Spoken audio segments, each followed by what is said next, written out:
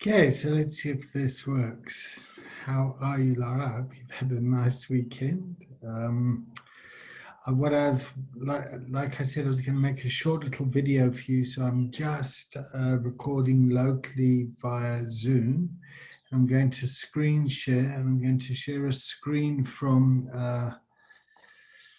my model, and I hope you can see that. And then I'm going to put annotations on, so hopefully we can go through the model in a way that's just so that can bring some kind of comfort around what's this difficult situation that we find ourselves in. Let me see if I can. No, that doesn't zoom.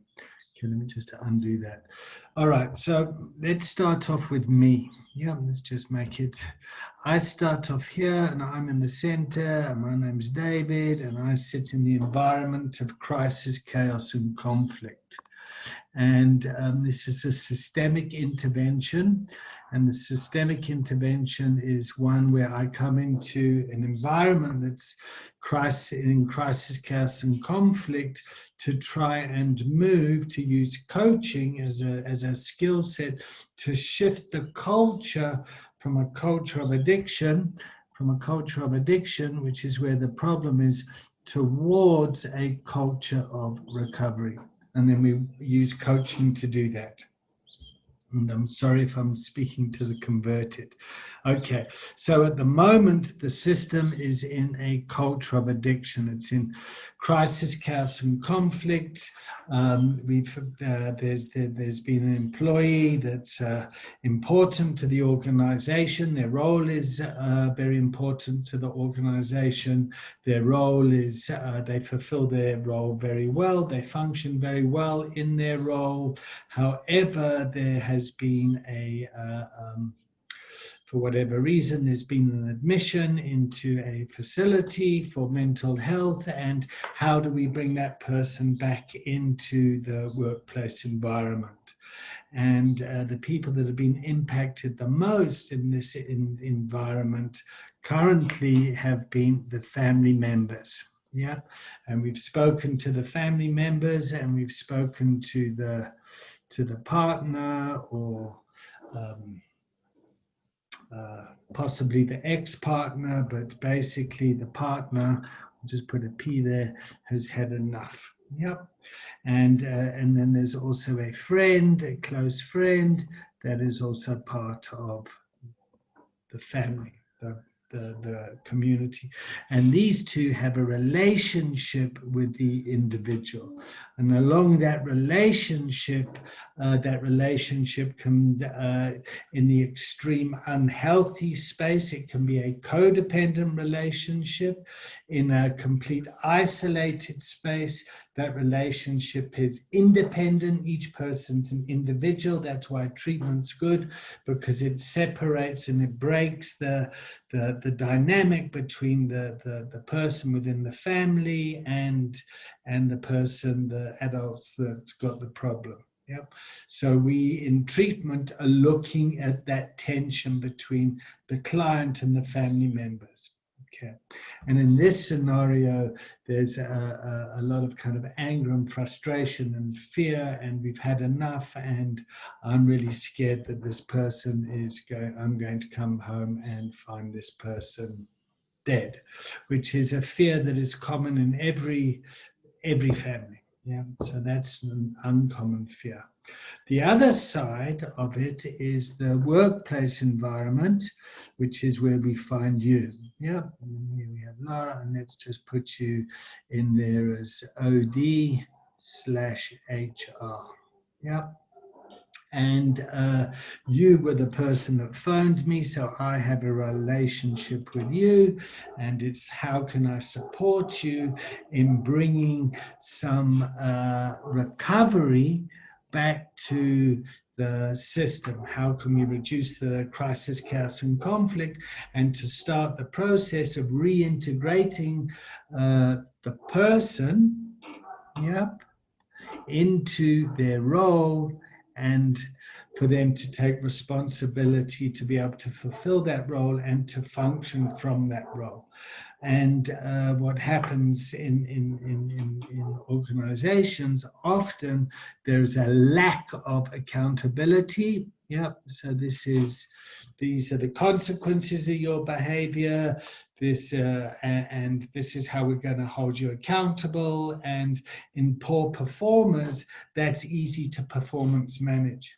In top performers, this is where it becomes a challenge, because the person is performing well within the organization and we want to keep that person within the organization.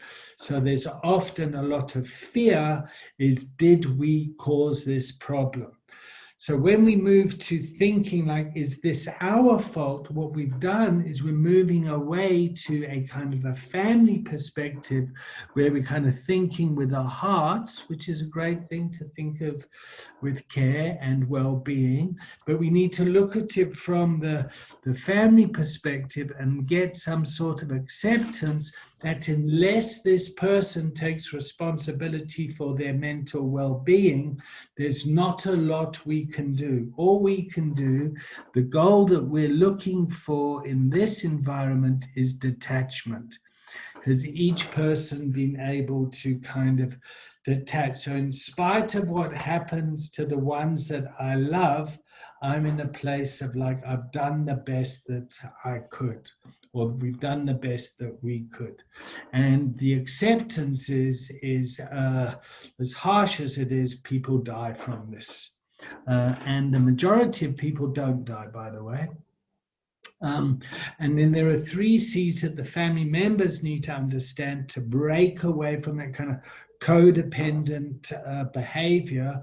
And we talk about codependency is when I base my emotional state and well-being on somebody else's behavior. So, for example, we might find ourselves waking up on a Tuesday or a Wednesday morning or a Saturday morning worrying about, has this person taken responsibility for themselves? And if they have or they haven't, how is that impacting me personally? So the idea is to get to a place of like, we didn't cause a problem.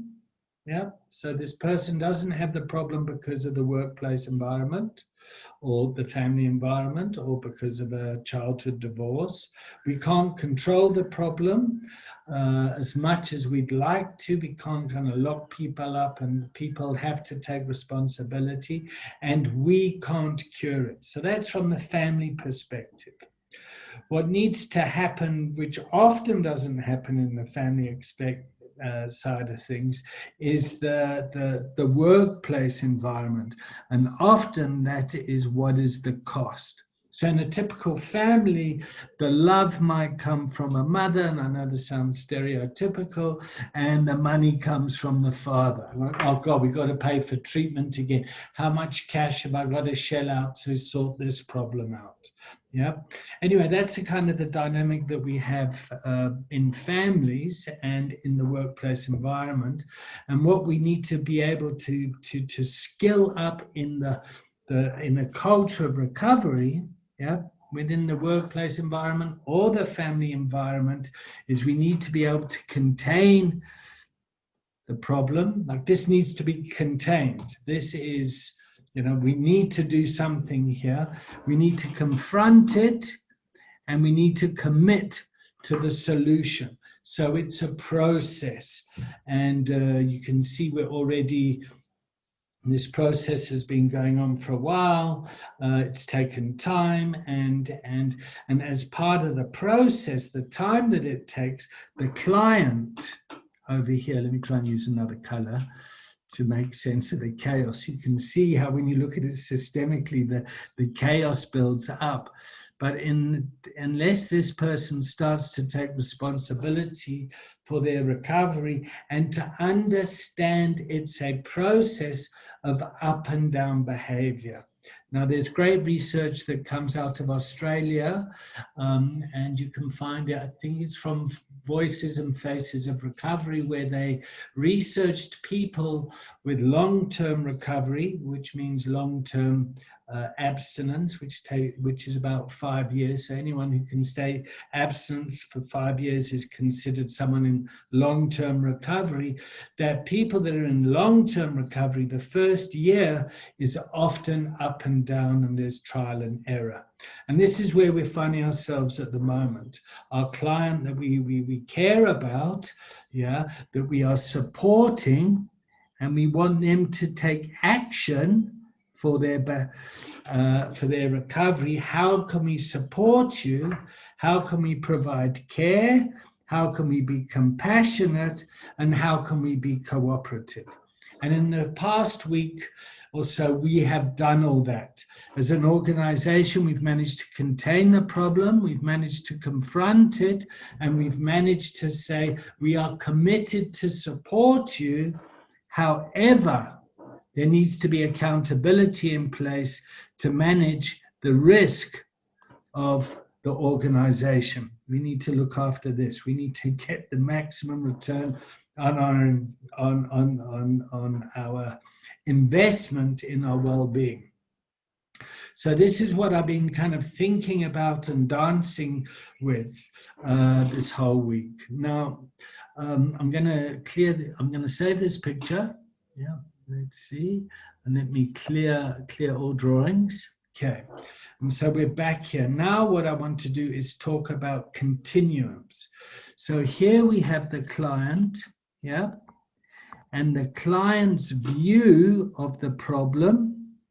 And then we have the workplace environment and the workplace view of the problem, and the continuum. I'm going to draw it on the side here, but the descent into a culture of addiction starts with use.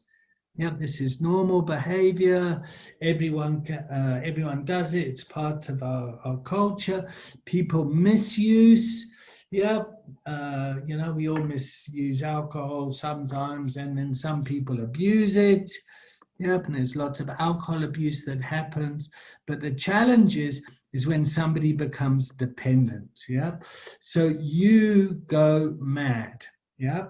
Now the sad thing that is happening at the moment is the employer and the family members can see the madness. They are not in denial. So along this continuum, there's no denial. But from the client, there's still a lot of the denial process is going on. So we know what that process is. It's denial, anger, bargaining, depression or grief, and then acceptance. And I would say in this situation, the client is in a mixture of anger. There's a lot of anger that's kind of coming out, even though it's kind of very passive aggressive, but there's a real defiance there. It's like, I want to do it my way. I want to be in control. There's a bargaining. Well, let me try this, let me try that. And then there's going to be the loss, the grief and the sadness, which we've seen.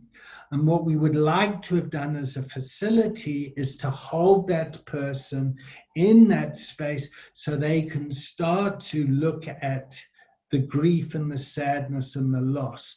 Now, we're not sure what's there yet. So for us, success at the moment is to maintain the journey that we're walking with the client and keep them within the process. So what we're trying to do now is align around here. So how can we as an organization be caring, and be accountable to the cost and the risk? And this is the dance that we're trying to dance at the moment. Okay, so let me save this again. And let me clear the drawing. And let me just talk to it now from an HR perspective, a human resource perspective in what we've done. Okay, so we have recommended the client to the GP, to the doctor. We've recommended them to the clinical psychologist. There's a recommend to a psychiatrist. Yeah, and there's an outpatient recovery wellness program, which hopefully the client will attend, and we can start to get information that can be used to support the client and the family and the organization to get to some action about things need to be done here. We're not just kind of going to sit around and watch this deteriorate, and we're going to provide the care and be compassionate and cooperative. Yeah. So it was great that Leslie was able to Laura was able to be there on Friday, and unfortunately, Kevin was unable to do that, and it's unfortunate, but but the business needs to kind of continue, and it's unfortunate. It would have been great to have the leader come into the meeting. However, the organizational clients' needs are more important because we're in this for the money. Yeah. However, that has had an impact on the people that work within the HR and OD environment, because shit, you want us to sort this mess out, but it's not kind of coming to so it's quite difficult for us. So as far as we go through this, from the various recommendations, is the doctor said 7-day detox. Yep, the client refused hospital treatment and discharged early. That puts our organization at takes us out of the risk, because we can't force people to stay in treatment. The clinical psychologist was met, and and their words were, the client deserves a decent diagnosis, and there's an underlying anxiety that needs to be possibly medicated, and the relationship with the existing psychiatrist is bad. So we're looking for a relationship where the patient can attach, well, not attach, but can build rapport with the psychiatrist that's going to be able to support them with the underlying anxiety, and knowing that the alcoholism is a form of, and the alcoholism in this situation is classic. It's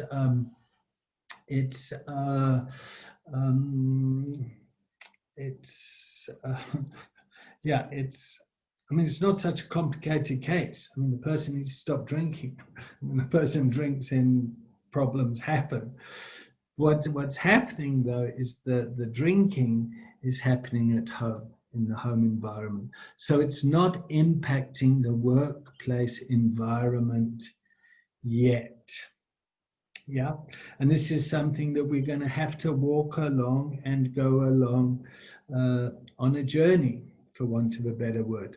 So I really hope that helped. I hope that I hope this recording worked, and I hope this was helpful. And yeah, let me know what we can do. But at least the client is open to the outpatient program, and hopefully the client will start to build peer support with other people